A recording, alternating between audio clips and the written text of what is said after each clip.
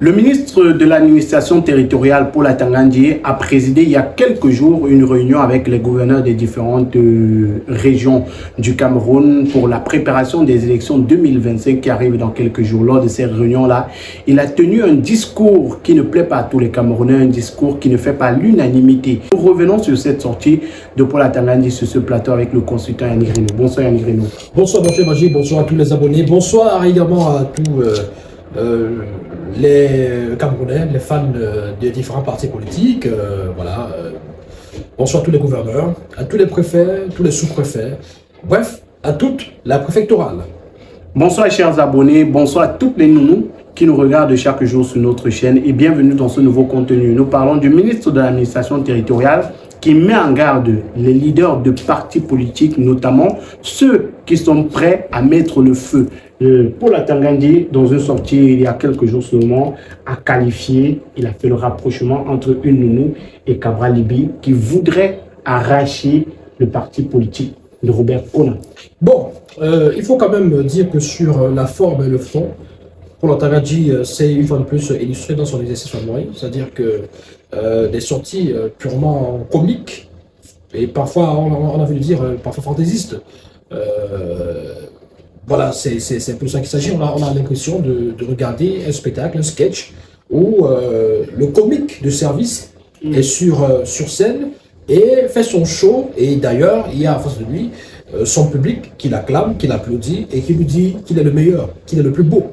Donc voilà, et sur le fond, il y a des propos, il y a des sujets qu'il évoque qui sont peut-être mal analysés à sa façon, qui sont peut-être mal perçus. C'est-à-dire qu'on se pose la question de savoir si effectivement il comprend ce qu'il dit, s'il est conscient de ce qu'il dit, si il se base sur la loi, sur les textes pour avancer tous ces propos-là. Donc, justement, en rapport avec cette affaire de Nounou, cette comparaison qu'il a faite, une comparaison pas très intelligente, qui plus est, qu'il fait entre Cabral Libby et cette nounou, pour essayer de nous dire, de nous faire comprendre que, en fait, Cabral Libby serait la nounou donc, du PCRN, ce parti politique, à la tête duquel il a été placé il y a quelques années, à la faveur notamment des élections. Il a dit qu'on a donné le parti à Cabral pour aller aux élections et aujourd'hui il va arracher le parti politique. Bon,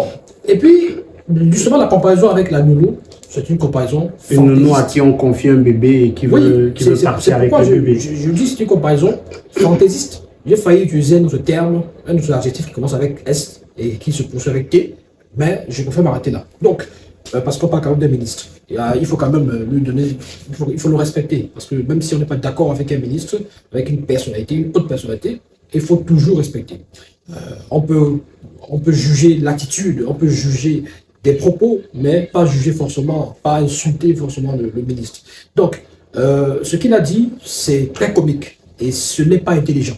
Ce n'est pas intelligent ce qu'il a dit. Parce que dans le jeu politique, la possibilité que quelqu'un crée son parti et le perde par la suite, à cause des textes, est une possibilité qui est récurrente. Donc le parti politique n'appartient pas à un individu. Non, non. Le parti politique, vous avez beau le créer, le mettre en place, par la suite, il y a des textes qui existent. C'est-à-dire que vous pouvez être président de ce parti, vous ne resterez pas peut-être le président à vie. C'est dans les textes précisément. Vous pouvez, à l'issue des élections qui sont organisées au sein du parti, perdre la tête du parti. Dans la nomenclature des partis politiques, ces affaires de président fondateur ont du mal à avoir une une responsabilité juridique, par exemple. C'est vrai que Cabral Libby rappelait que dans les textes du PCRN, il n'existe pas le titre de président fondateur. De façon générale, même dans la plupart des partis politiques, de façon générale, je ne sais pas si... Alors, il faut peut-être examiner ça, véritablement, les textes de loi. Qu'est-ce que ça prévoit en matière de président fondateur? Justement, c'est des termes qui, pour la plupart, étaient souvent utilisés par Maman dans ses chroniques sur le Gondwana. Président fondateur. Voilà, les chroniques du Gondwana, justement. Est-ce que ça donne un pouvoir en particulier ou des prérogatives en particulier à quelqu'un, je ne pense pas. Donc, à ce niveau, vous pouvez donc créer ce parti, vous pouvez avoir l'idée de la création d'un parti, vous le mettez sur pied, vous faites appel à des personnes qui viennent adhérer à ce parti. Mais quelques années plus tard, je suis désolé, parce que dans un parti, les élections, c'est récurrent, c'est la règle, c'est la norme. Vous avez vu même récemment, avec le MRC, il y a eu justement une assemblée générale élective qui permet de renouveler les organes de base, qui permet de renouveler le bureau et tout le reste. Donc, c'est la norme dans les partis politiques. À ce niveau, vous ne pouvez pas comparer cela à une nounou à qui vous confiez votre enfant. Parce que, effectivement, la mère de l'enfant restera sa mère, quoi qu'il arrive. L'enfant n'a pas deux mamans. L'enfant, les mamans et les nounous ne font pas des élections, ne passent pas aux élections pour pouvoir gagner, entre guillemets, l'affection de l'enfant. Donc l'enfant sera toujours l'enfant de cette femme. Mais donc la comparaison est très maladroite, très osée même, et manque d'intelligence. Mais Yannick Renaud, est-ce que ici le ministre n'est pas dans son rôle de protéger le plus faible, qui est dans cette situation Robert Kona, qui subit peut-être des pressions de Cabral Libye, qui a une certaine notoriété aujourd'hui, qui a un certain pouvoir, député de la nation et tout, qui voudrait, comme le dit le ministre, arracher ce parti politique? Il faut préciser que le ministre n'est pas dans son rôle. Il n'est pas dans son rôle, parce que le rôle du ministre de l'administration territoriale, ce n'est pas de venir dire qui est président ou qui n'est pas président. C'est vrai qu'au Cameroun, on est habitué à ce genre de choses-là. C'est complètement loufoque.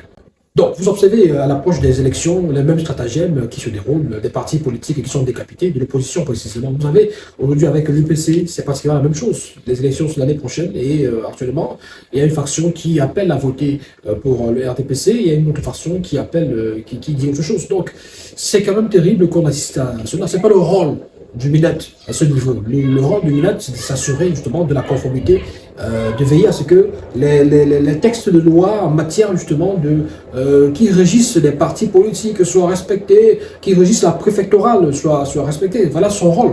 Et il encadre et au besoin peut également avoir recours aux forces de l'ordre, donc pour respecter justement l'ordre sur le terrain. Donc, il n'est pas dans son rôle. Il n'est pas dans son rôle. Son rôle, ce n'est pas ça.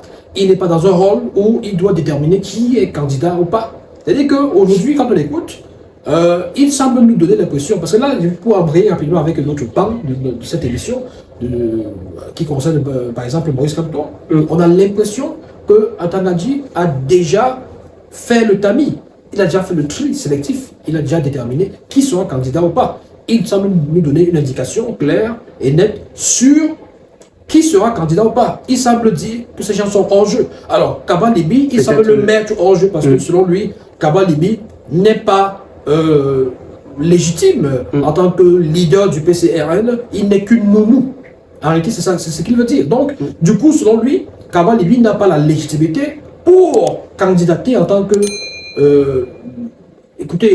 candidat, permettez la redondance, candidat du PCRN, parce qu'en réalité, d'après les dernières résolutions de celui à qui le ministre accorde la paternité et même les prérogatives, la légitimité et les prérogatives notamment au sein du PCRN, Kaba Libi serait certainement déjà exclu. C'est-à-dire que si on s'en refait, au vu de la dernière assemblée du PCRN du côté de Marois, j'espère ne pas me tromper, assemblée qui a d'abord été interdite, mais qui a plutôt par un tribunal. Oui, mais qui a eu lieu. Mais est-ce que le ministre ici avait fait, parlons de cette sortie où il rappelait qui est le président fondateur de ce parti-là, est-ce que le ministre ici répondait à une lettre peut-être qui lui a été envoyée par Robert Kona, parce que lui, il est celui vers qui les partis politiques partent déposer les textes et il se base sur ces textes-là pour prendre certaines décisions. Est-ce que ce n'est pas au vu de ces textes-là qu'il a décidé il a pris la décision, oui, disons-le comme ça, de dire que Robert Kona est le représentant légal de l'UPC, du PCRN.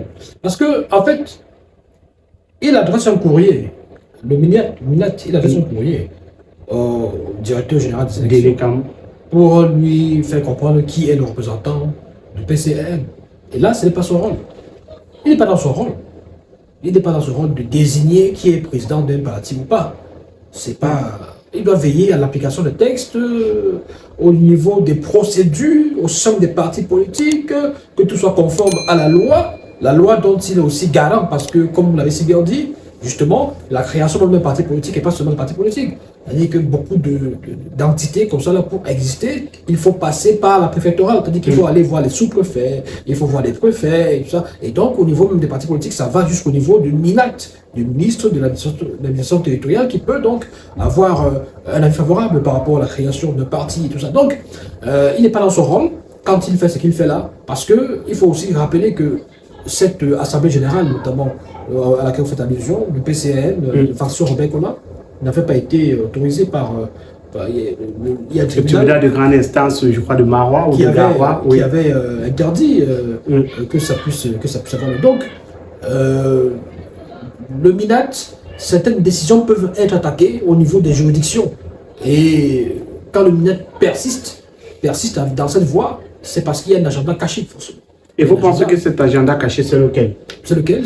En fait, je crois que, je ne sais plus s'il faut parler encore d'agenda caché, parce que lorsque quelqu'un vous dit, lors d'une conférence, que quelqu'un n'est qu'une nounou, et que ce n'est pas lui, il y a une façon de vous dire qu'en fait, il n'a pas la légitimité de représenter le parti à l'élection qui arrive. Il vous donne un indice, j'ai envie de dire même un indicateur, sur ce qui va se passer, sur ce qui arrive, ce qui est prévu. Donc, pour embrayer sur le deuxième sujet, sur Maurice Kamto et le MRC. Je voulais déjà qu'on sorte avec une question sur Robert Kona. Est-ce que vous pensez que Robert Kona va se présenter aux prochaines élections présidentielles? Écoutez, tout est possible au Cameroun. Tout est possible au Cameroun. Il peut se présenter comme il peut ne pas se présenter et appeler à voter pour un parti bien précis. Appeler ses militants à voter pour un parti bien précis, pour le MRC, gaspillage de voix. Non, je pense qu'il ne faut plus se mentir, il ne faut plus se cacher. Il a fait une sortie. Il a fait une sortie épistolaire à l'issue de leur assemblée générale. Qu'est-ce qu'il a dit? C'était un congrès même. Je crois que c'était un congrès, pas une assemblée générale, parce que c'était un congrès qu'il a organisé, donc, de ce côté-là, dans le septentrion. Qu'est-ce qu'il a fait à l'issue de ce congrès? Une lettre a été publiée sur les réseaux sociaux. On s'est rendu compte qu'il y a des exclus, des exclusions. Parmi lesquels Kabralibi et mon ami Amor Okon. Et d'autres personnes. Oui.